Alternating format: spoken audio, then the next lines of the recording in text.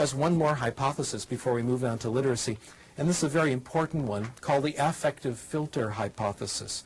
Research in language acquisition has concluded that there are several factors that relate to success in language acquisition, and I'm going to list them here on your screen. One factor is motivation. Students who are more motivated do better in language acquisition. Those of you who study this know that it's a little more complicated than this, but this is a good approximation. Second, self-esteem. Probably the dominant concept today in popular psychology.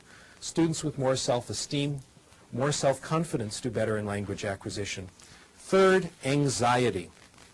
And here the correlations are negative.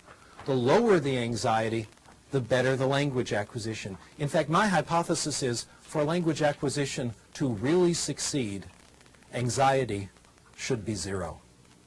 This has happened to you. Have you ever been in a situation, speaking a language that you may not speak very well, when the conversation gets so interesting, you temporarily forget that you're using another language? If this is happening to you, that's when you're acquiring. When your focus is completely on the message, what the other person is saying, and your anxiety is temporarily gone. By the way, as an important footnote to this, I guess today we say sidebar, as a sidebar to all this, I'm not sure that zero anxiety is right for everything. I'm sure it's good for a lot of things, but I'm not quite sure how far to push this. Speaking to you as a college teacher, speaking to you as a parent, I'm not all that free and easy.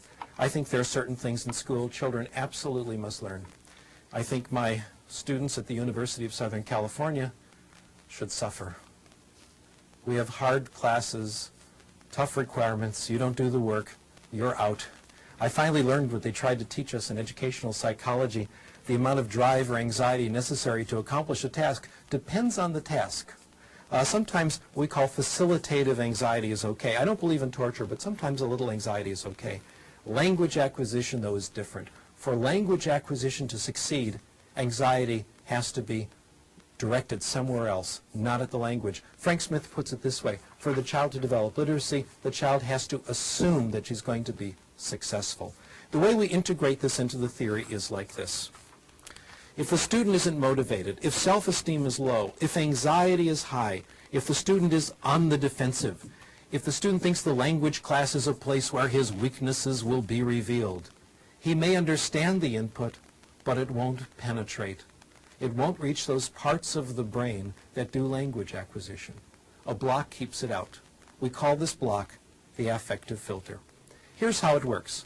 Somewhere in the brain, Chomsky tells us, is a language acquisition device. Our job is to get input into the device. So that's input here. Low motivation, low self-esteem, high anxiety, the block goes up, the filter goes up, and the input cannot get in.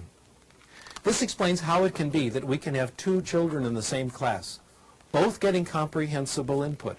One makes progress, the other doesn't. One is open to the input, the other's closed.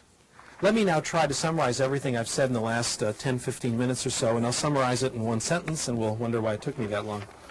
We acquire language in one way, and only one way, when we get comprehensible input in a low anxiety